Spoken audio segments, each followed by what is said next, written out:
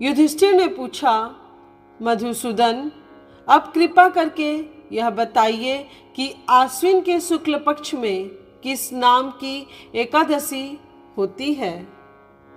भगवान श्री कृष्ण बोले, राजन, आश्विन के शुक्ल पक्ष में जो एकादशी होती है वह पापांकुशा के नाम से विख्यात है।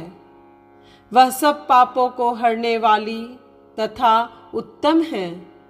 उस दिन संपूर्ण मनोरथ की प्राप्ति के लिए मनुष्यों को स्वर्ग और मोक्ष प्रदान करने वाले पद्मनाभ संज्ञक मुझ वासुदेव का पूजन करना चाहिए। जितेंद्रिय मुनि चिरकाल तक कठोर तपस्या करके जिस फल को प्राप्त करता है वह उस दिन भगवान गरुण ध्वज को प्रणाम करने से ही मिल जाता है। पृथ्वी पर जितने तीर्थ और पवित्र देवालय हैं उन सब के सेवन का फल भगवान विष्णु के नाम कीर्तन मात्र से मनुष्य प्राप्त कर लेता है। जो सांग धनुष धारण करने वाले सर्वव्यापक भगवान जनार्दन की शरण में जाते हैं उन्हें कभी यमलोक की यातना नहीं भोगनी पड़ती है। यदि अन्य कार्य के प्रसंग से भी मनुष्य एकमात्र एकादशी को उपवास कर ले तो उसे कभी यम यातना नहीं प्राप्त होती। जो पुरुष विष्णु भक्त होकर भगवान शिव की निंदा करता है वह भगवान विष्णु के लोक में स्थान नहीं पाता। उसे निश्चय ही नरक में गिरना पड़ता है।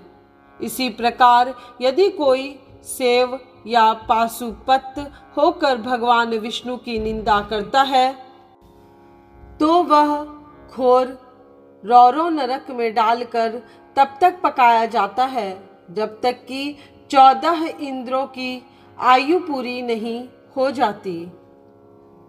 यह एकादशी स्वर्ग और मोक्ष प्रदान करने वाली, शरीर को निरोग बनाने वाली तथा सुंदर स्त्री, धन एवं मित्र देने वाली है। राजन, एकादशी को दिन में उपवास और रात्रि में जागरण करने से अनायास ही विष्णु धाम की प्राप्ति हो जाती है। राजेंद्र, वह पुरुष मातृ पक्ष की 10, पिता के पक्ष की 10 तथा स्त्री के पक्ष की भी 10 पीढ़ियों का उद्धार कर देता है। एकादशी व्रत करने वाले मनुष्य दिव्य रूपधारी, चतुर्भुज, गरुड़ की ध्वजा से युक्त, हार से सुशोभित और पीतांबरधारी होकर भगवान विष्णु के धाम को जाते हैं। आश्विन के शुक्ल पक्ष में पापांकुशा का व्रत करने मात्र से ही मानव सब पापों से मुक्त हो श्री हरि के लोक में जाता है। जो पुरुष सुवर्ण, तिल, भूमि, गौ, अन्न, जल, जूते और छाते का दान करता है वह कभी यमराज को नहीं देखता। नृपश्रेष्ठ, दरिद्र पुरुष को भी चाहिए कि वह यथाशक्ति स्नान, दान आदि क्रिया करके अपने प्रत्येक दिन को सफल बनावे।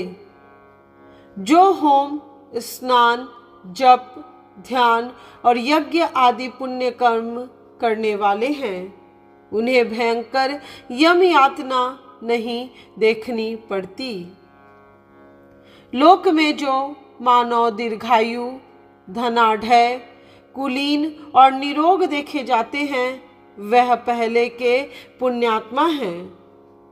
पुण्यकर्ता पुरुष ऐसे ही देखे जाते हैं। इस विषय में अधिक कहने से क्या लाभ। मनुष्य पाप से दुर्गति में पड़ते हैं और धर्म से स्वर्ग में जाते हैं। राजन, तुमने मुझसे जो कुछ पूछा था उसके अनुसार पापांकुशा का महात्म्य मैंने वर्णन किया। अब और क्या सुनना चाहते हो? आज की यह कथा यहीं पूर्ण हुई।